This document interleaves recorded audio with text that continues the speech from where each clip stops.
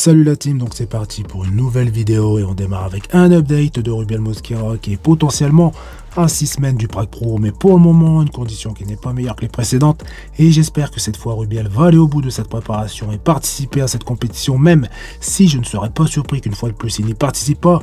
Pour ceux qui s'en rappellent, son préparateur avait donné comme argument par rapport à la non-participation de Rubiel au UK Pro qu'il n'était pas au top de sa forme, donc ce n'était justement pas la peine que Rubiel s'y présente. Donc depuis ces nombreuses semaines plus les semaines restantes avant le Prague Pro, Rubiel et son préparateur ont largement le temps nécessaire pour qu'il puisse justement monter sur scène au top de sa forme. Mais personnellement, je sens une fois de plus le désistement, ce qui risque de mettre en colère pas mal de ses fans. Et pour en remettre une couche, je n'ai jamais vu un athlète se désister autant de fois en une saison, donc affaire à suivre d'ici quelques semaines, même avant, car si sa condition n'évolue pas au même, se dégrade, la réponse sera évidente et une fois de plus, Rubiel sera absent. Update de Rafael Brandao qui pour moi va surprendre pas mal de personnes cette année. Il est sous-estimé alors que depuis cette saison, il est aussi volumineux que les top athlètes de la catégorie, avec, comme je l'ai déjà dit à plusieurs reprises, l'une des plus belles lignes. Son physique est parfaitement équilibré et proportionné, il peut bien évidemment encore améliorer certains groupes musculaires, notamment le dos, mais j'espère que cette fois Rafael affichera une condition de top niveau, car malgré son métabolisme rapide, sa condition ne fait pas partie des meilleures sur scène, et si cette fois il affiche une condition très poussée, Rafael risque d'intégrer le top 6, surtout avec les nombreux absents. Bien que son physique soit bien meilleur que lors de sa dernière participation à Monsieur Olympia, ici le top de sa forme, des bras, des épaules énormes et également très ronds, des quadriceps impressionnants. Bref, Rafael a encore progressé depuis l'Arnold Classic sans casser sa ligne.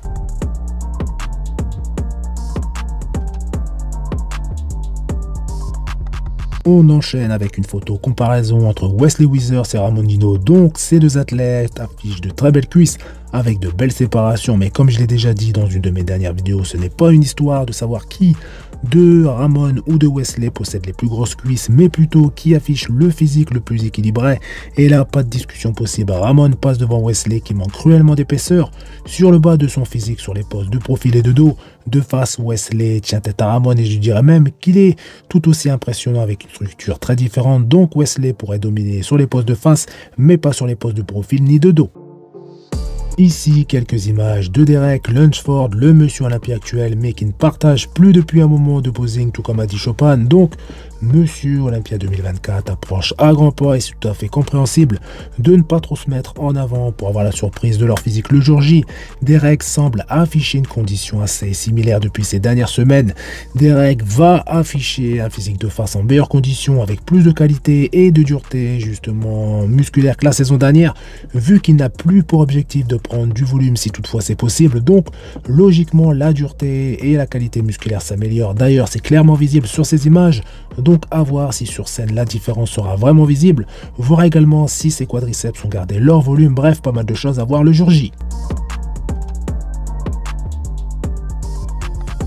Update de Martin Fitzwater, et je ne sais pas si cette vidéo est d'actualité, mais je pense que si c'est le cas, je ne trouve pas que Martin Fitzwater affiche une condition vraiment poussée, surtout à une semaine de son premier Monsieur Olympia, et je pense qu'il affichera la même condition qu'au T3 Pro, à moins que tout est sous contrôle et que c'est évolué, en sachant que son préparateur s'appelle Stefan Kinsel, donc je ne me fais pas trop d'inquiétude pour lui. Il faut prendre en compte également que Martin doit être assez fatigué après ses nombreuses semaines de préparation, mais malgré ça, sa sangle abdominale est bien gérée. Elle présente pas mal de détails et d'épaisseur, physique massif avec des cuisses énormes, belle ligne, donc je pense que son physique retient pas mal d'eau, surtout sur sa chaîne postérieure. Après, il faut prendre en compte que la lumière n'est pas la meilleure pour mettre son physique en valeur, donc je le répète, c'est le tout premier Monsieur Olympia pour Martin.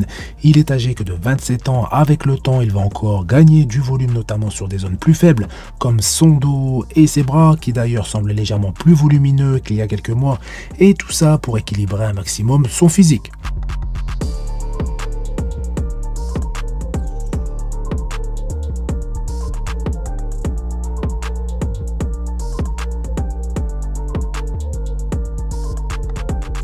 On enchaîne avec deux informations concernant le Pittsburgh Pro. Donc la première, le cash prize total pour cette compétition qui va s'élever à 200 000 $. Et la seconde info, la création de la catégorie des Men's Open avec 100 000 $ à la clé pour le vainqueur de cette catégorie qui jusqu'à présent n'existait pas. Seule l'apparition de quelques athlètes de cette catégorie est invitée pour faire le spectacle. Et d'ailleurs, c'est la seule compétition qui organise ce genre d'événement qui est aussi suivi, voire plus qu'une compétition. Donc événement très apprécié par la communauté du body, surtout pour voir la plupart des athlètes hors condition, même si certains essaient justement d'être un minimum présentables sur scène. Donc les organisateurs de cette compétition ont décidé d'ajouter cette catégorie qui fera partie des compétitions avec le cash prize le plus élevé. Donc bien évidemment il y a Monsieur Olympia, l'Arnold Classic et même maintenant on peut ajouter le Dubai Pro Show. Et pour la saison 2025, le Pittsburgh Pro qui est organisé, car je ne l'ai pas précisé, par Tyler Magnon, le vice-président de la fédération IFBB Pro League, ce qui pourrait justement faire une compétition incontournable dans le monde du body. Encore une nouvelle peu réjouissante, même si c'était quasiment certain, mais là cette fois cette information a été donnée par les intéressés.